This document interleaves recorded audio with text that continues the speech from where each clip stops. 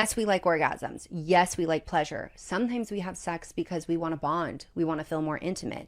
Some women are stressed and they're like, I know this is going to help because oxytocin will be like, shut up, cortisol. Like, we're not even going to hear that right now. So there's a lot of reasons why women will enter into sex. And there's a lot of reasons that can shut down a woman wanting to have sex. So there's a great model. These researchers came up with the sexual excitation and inhibition model. And in the book, I talk about inhibition is basically the brakes.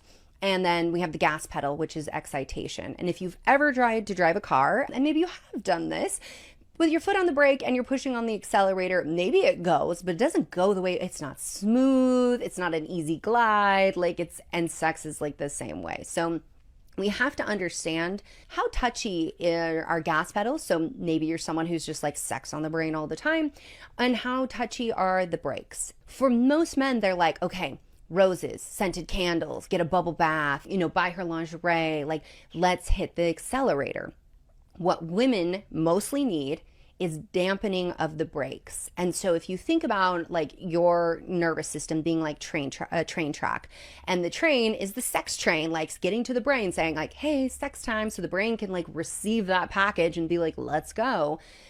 It's the things that are outside the bedroom that become barriers. So maybe she had a really hard day and she wants to talk to you about that. And you're like, yeah, not now, the game's on. I'll talk to you later. Break.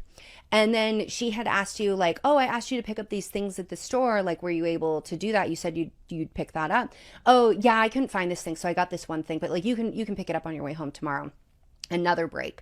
She had an incredibly stressful day at work. Like everything was like, falling apart. Like, so that break already existed. That had nothing to do with you, but that already existed. And then, she goes into the bedroom and it's the end of the day and she's super tired and she's like, oh my God, I just slipped on a pair of his underwear because he couldn't make it into the laundry basket again. Break. Now, this feels like sometimes to a man hearing this, like, you're just harping on me about all of that. But like literally, these are things that are putting breaks in her nervous system. So the game's over. And for you, you're just like, ooh, like she's bending over in the freezer, like getting some ice. Like, I'm into this. Like, let me rub up on her because that's all it took for you. You try to send that sexy signal and that train cannot get through all of those barriers. So then it's that feeling of like, she's not into me, like I'm being rejected, when in reality, she can't process that. She can't pick it up. Like her brain has to clear those blockades before she's able to actually get that signal.